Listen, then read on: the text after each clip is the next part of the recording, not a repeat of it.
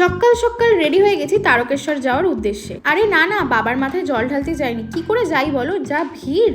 গিয়েছিলাম আমার প্রিয় বন্ধুর বাড়ি, তার জন্মদিন উপলক্ষে নেমন্তন্ন। ওর বাড়িতে যেতে আমার কিন্তু খুবই ভালো লাগে। এক তো অনেকটা লং ড্রাইভ হয়, আর দ্বিতীয় এই প্রকৃতির সৌন্দর্যটা দেখতে পাই। মনে হয় যেন এই সবুজের ভিড়ে গিয়ে এই সবুজের মধ্যেই মিশে যাই। আমরা যারা শহরে থাকি তারাই জানি এই সবুজের চাহিদা আমাদের শরীর আর আমাদের চোখের জন্য কতটা বেশি। শহরের এই কোলাহল, এই পলিউশন সবকিছু ছেড়ে যখন গ্রামের দিকে যাই না, বিশ্বাস করো মনে হয় যেন আমার শরীরের মধ্যে প্রাণটা আবার ফিরে এলো।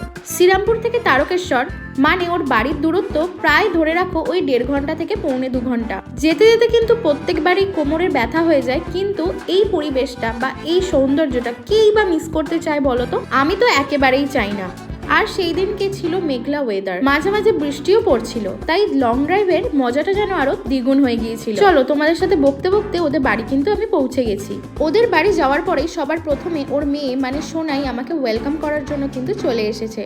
কি কিউট না, তোমরাই বলো। ঈশিতা মানে আমার বান্ধবী যেখানেই যায় ওকে কিন্তু সঙ্গে করে নিয়ে যায়। হ্যাঁ, ওর নামও কিন্তু ঈশিতা। এদিকে ওর সাথে আমি একটু খেলা করছিলাম, তারপরেই ডাক পড়ে গেল টেবিলে যাওয়ার জন্য। ঈশিতার জন্মদিন বলে কথা, তার মানেই হচ্ছে এলাহি আয়োজন। মেনুতে ছিল ফ্রাইড রাইস, চিকেন মহারানি আর হচ্ছে মটন কষা। প্রথমেই দিয়ে দিয়েছিল চিকেন কাটলেট আর হচ্ছে ফিশ কাটলেট।